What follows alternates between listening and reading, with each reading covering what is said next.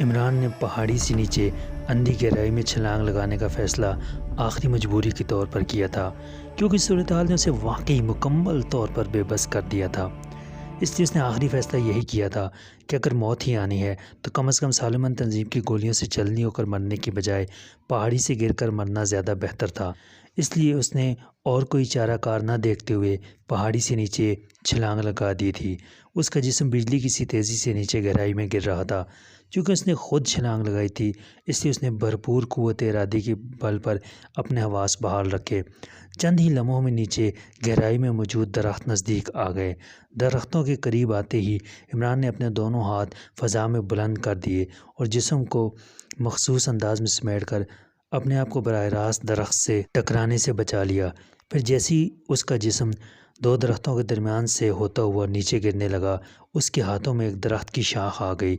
اس کے جسم کو اس قدر زوردار جھٹکا لگا کہ ایک لمحے کے لیے اسے یہی محسوس ہوا کہ اس کے دونوں کاندھوں کے جوڑ اکھڑ گئے ہیں، لیکن دوسرے لمحے وہ پھر نیچے گرنے لگا، کیونکہ شاخ بھی ایک کڑاکے کے ساتھ ہی ٹوٹ گئی تھی۔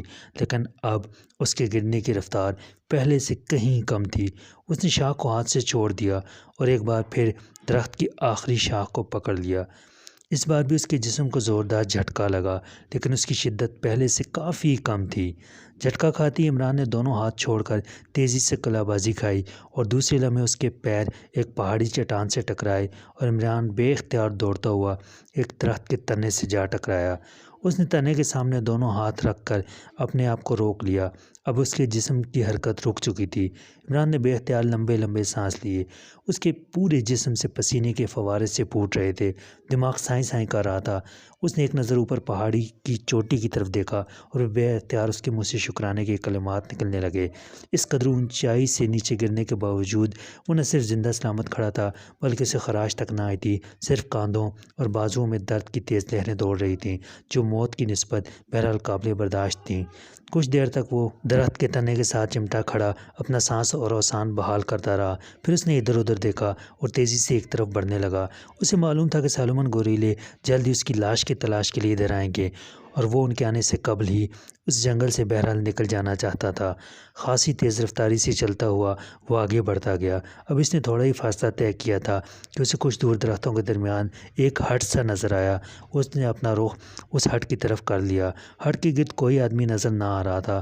اس کے باوجود وہ محتاط انداز میں آگے بڑھ رہا تھا۔ ہٹ واقعی خالی پڑا ہوا تھا۔ عمران جب ہٹ میں داخل ہوا تو اس نے وہاں کھانے پینے کے سامان کے ڈبے، فرسٹ ایڈ کا سامان اور ایک ٹیلی فون موجود پایا۔ یہ ہٹ جنگل میں راستہ بھول جانے اور زخمی افراد کو فوری امداد پہنچانے کے لیے حکومت کی طرف سے بنائے گئے تھے۔ انہیں ریسکیو ہٹ کہا جاتا تھا۔ ایمرجنسی پولیس کی طرف سے ہٹ کی دیوار پر ایک بڑا سا پوسٹر چسپاں تھا جس پر ہدایات دی گئی تھیں، لیکن ظاہر ہے عمران پولیس کو فون تو نہ کر سکتا تھا۔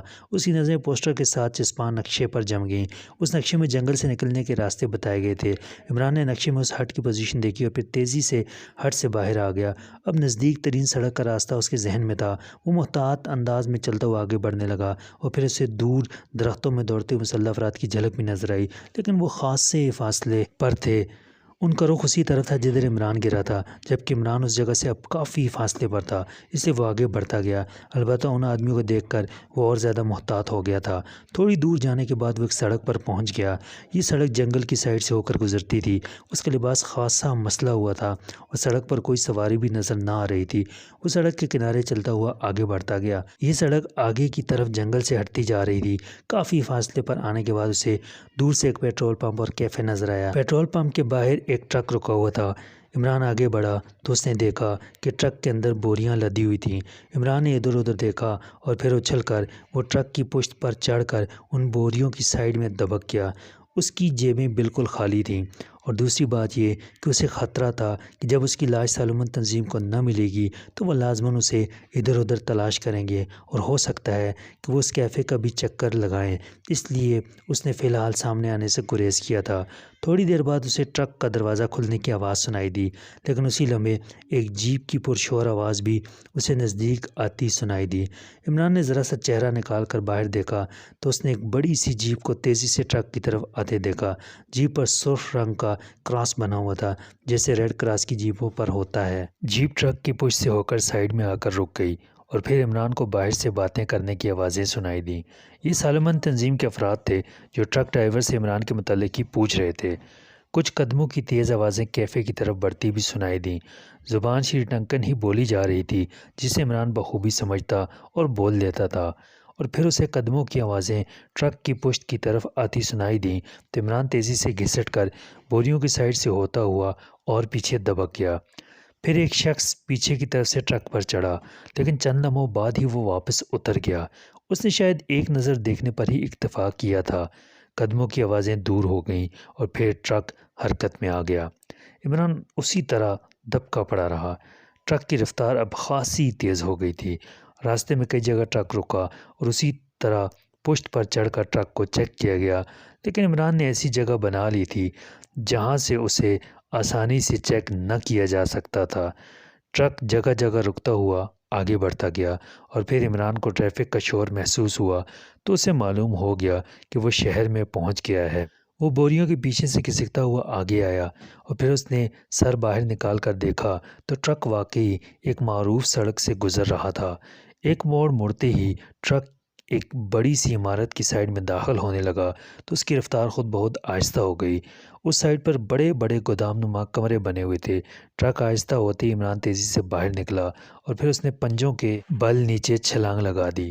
ٹرک آگے بڑھ گیا۔ عمران 2 قدم دوڑا اور پھر اطمینان سے چلتا ہوا سائڈ سے نکل کر مین روڈ پر آ گیا۔ وہ سالمن تنظیم کے پنجے سے تو نکل آیا تھا، لیکن لیڈی سندرتا وہیں رہ گئی تھی۔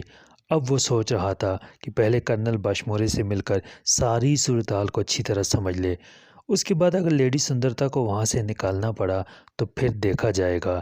یہی سوچتا ہوا وہ ایک کیفے میں داخل ہو گیا۔ ایک فون کرنا ہے، عمران نے کیفے کے کاؤنٹر پر جا کر کہا۔ کر لیجئے، کاؤنٹر مین نے عمران کو سر سے پیر تک غور سے دیکھتے ہوئے کہا۔ عمران نے ریسیور اٹھایا اور پھر پہلے اس نے انکوائری کے نمبر گھمائے۔ Yes, enquiry please. دوسری طرف سے ایک نسوانی آواز گونجی۔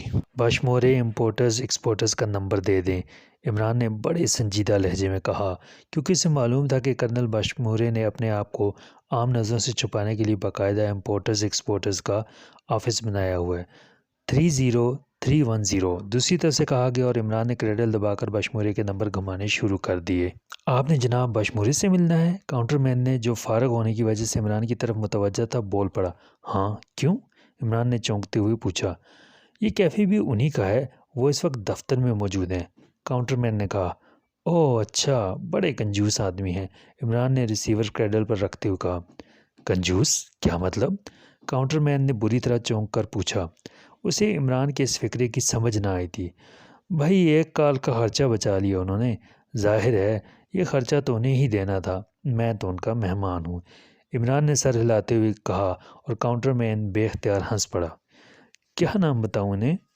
کاؤنٹر مین نے انٹرکام کا ریسیور اٹھاتے ہوئے پوچھا۔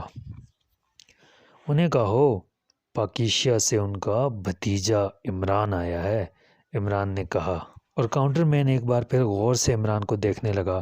عمران کی اس وقت وضع قطعی ایسی تھی کہ شاید کاؤنٹر مین کو اس رشتے پر یقین نہ آ رہا تھا۔